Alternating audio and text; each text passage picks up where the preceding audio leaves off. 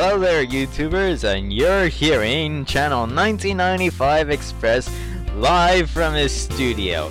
It's been a while since I've uploaded a video, but a few things have gotten in the way, and I'm trying to get back on track. Well, a few stuff like distractions, school stuff, and other interests and stuff. But I'm still into the Magic Railroad Adventures series, and I'll just give you an update on what is going on around here. Okay, for starters, no, the series has not been cancelled. It's just temporarily placed on hold, mainly because I couldn't find any way to portray the human characters. I think I'll be using CGI animation or puppet animation, but it might take a while. Second of all, Lady has lost her cylinders, so I can't film any footage with the railway locomotives in it. But fortunately for the holiday seasons, I am hoping to get another Lady model so as to supply her with cylinders. Cause we can't have Lady going without cylinders. I mean, it would ruin the whole design of things in the Magic Railroad universe. Yeah. Another thing I would like to point out is that I'm thinking about retitling the series to the Magic Railroad Adventures: The Legend, because mainly this series is retelling the legend of Lady and the Magic Railroad. And there's a couple of other Magic Railroad series that I have planned for the future. One of them is the Magic Railroad Adventures: The Battle, which is sort of a battle between Lady and Diesel 9 in the year 2012, and the survival of the universe, and bada bing bada boom. You get the idea. Not to point anything wrong with the events of 2012, just trying to get a lighter side on things and get people to see the light and that sort of stuff. And after that will be the Magic Railroad Adventures: The Aftermath, which tells of the following years. I think I might reintroduce Lily and Patch, because those two are kind of favorite characters of mine, even though they're only appearing in Thomas and the Magic Railroad. I just feel that they should get more adventures than what they are given right now. I mean, a lot of Thomas fans are doing adventures of Thomas and his friends, but they don't seem to include Lily and Patch, who played a role in Thomas and the Magic Railroad. Hello! Lily brought Lady back to life by figuring out that she needed special island of soda coal. And Patch was the one who brought it down to Lady. Give him credit, guys. I mean, Thomas can't get all the fame here. Okay, speaking of the Magic Railroad Adventures: The Battle, I have created a trailer video, sort of a test to see how it would react on fans. It's still kind of a work in progress. I mean, I haven't shot any of the footage myself. It's just using some footage. None of it belongs to me, of course. Just some footage so that I can provide something to give the audience a visual on what I'm planning for, and here it is.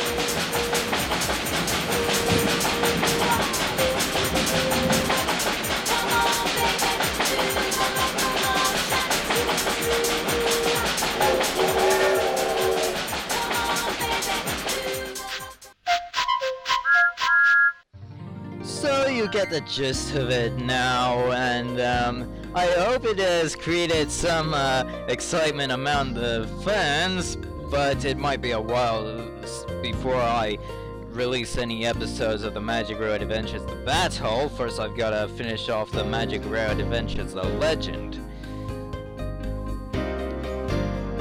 which is currently being extended as I speak, because I find so much opportunity to put in a lot of new stories in there that it's gonna be quite a longer series than I had initially planned. Actually, it has been growing since I first came up with the concept. Originally, I was gonna start episode 1 by telling how Lady was crashed into Diesel 10 and Diesel 10 became Diesel 10, what with the big scary claw and such, and have the origins of Lady be in a flashback special of the Magic Road Adventures. But seeing as I need to gain more of my collection of HO models and start a model railway empire, I had to start from scratch and tell the origins of Lady as the first episode, and tell the origins of Diesel 10 becoming Diesel 10 in a future episode. Yeah. And now more episodes are coming into the stories, such as a Christmas special and a couple of other stories to tie in with the Shining Time Station series, such as Mr. Conductor helping J.B. King in his younger years. I think that was an episode All's Fair. Was it season 2 or season 3? I don't know. Shining Time Station should be released on DVD. It's such a great series. I mean, come on, Entertainment. Give us some look to the past through your DVDs. I mean, you can't just stick to the CGI series now. Which reminds me, I would like to share my reviews on the CGI series. I just absolutely hate them. The styling is horrible, aside from a few miscellaneous details and some new characters. Well, not all the characters. Some of the characters are nice and likable, like Luke. He's based on an engine in which my granddad drove. But there are some characters that are absolutely unnecessary to the island of Sodor. I mean, Charlie, he doesn't even work at all. He just spends all his time telling jokes and pulling engines out of their jobs. He's a menace to the railway. I mean, get him out of there, Sir Topham Hatt. Some of the engines are quite useful. I mean, there's Den and Dart for the Steelworks, and Kevin and Victor for the Steamworks, and I like Hero, he's a nice engine. Bash and Dash and Ferdinand, they're kinda funny. I'm thinking about having them feature in the Magic Road Adventure series, telling them how they got onto the Misty Island. But some characters I just don't like, and some of those characters are Charlie and Scruff the Scruncher, and who else is there? I don't know, I just haven't been watching the Thomas the Tank Engine series recently because they're not really entertaining stories. Particularly, for instance, the Buffer Trouble episode in which Gordon gets his buffer smashed up. They keep referring to Gordon's buffer beam as his buffer, when it was entirely his buffer beam that was being bent up, not just one buffer, not even his second buffer, but the entire buffer beam, and you couldn't even refer to it as a buffer beam! And there was also that episode with Flynn in there, in which Flynn was supposed to save an engine on fire. You keep referring to the engine as being a blue engine on fire, but you couldn't even give the name of the engine who's in distress? And what the firebox being on fire? Come on, it's a firebox! For crying out loud, it's supposed to have a fire in it. You can't have a firebox out of control in a steam engine. Unless the paneling in the engine's cabin is made out of wood, which is commonly seen in Thomas the Tank Engine, its cab. That could be the possible explanation, so you could just refer to it as being the engine's cab is on fire because the paneling inside Thomas is made out of wood when it's supposed to be made out of steel. Come on, entertainment, get your research on locomotives here. Or better yet, sell the copyright of Thomas the Tank Engine to some better studio, and they can make it more like Wilbur Audrey than you can. Okay, I'm getting a little bit off track here. Where was I? Oh yeah, the Magic Road Adventure series. Yeah, a lot more stories have come in. I'm thinking about introducing a couple of new human characters. Friends to Bernard and Tasha, like,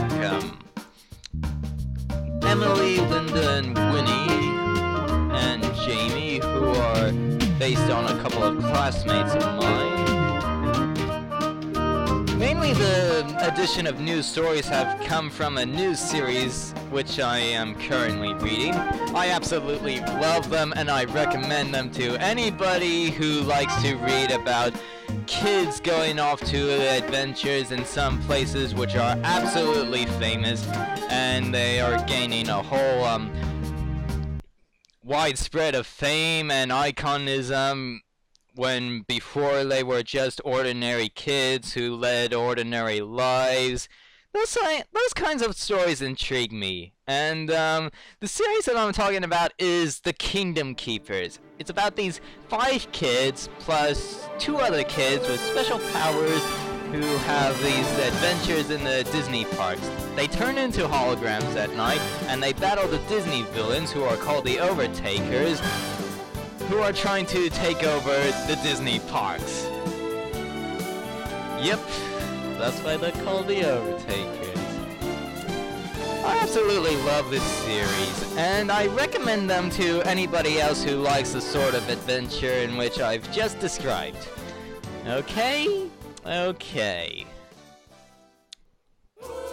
Another recommendation I would like to recommend is Starlight Express. It's a musical by Andrew Lloyd Webber, which is inspired by The Little Engine That Could and Thomas the Tank Engine. It's a really great musical. A lot of good music, catchy songs, and really nice characters. It's currently on a UK tour this year, so any of you in the United Kingdom gets a chance to learn that Starlight Express is playing in your town, I recommend that you see it, because I really like the musical, even though I've never seen it live on stage, of course.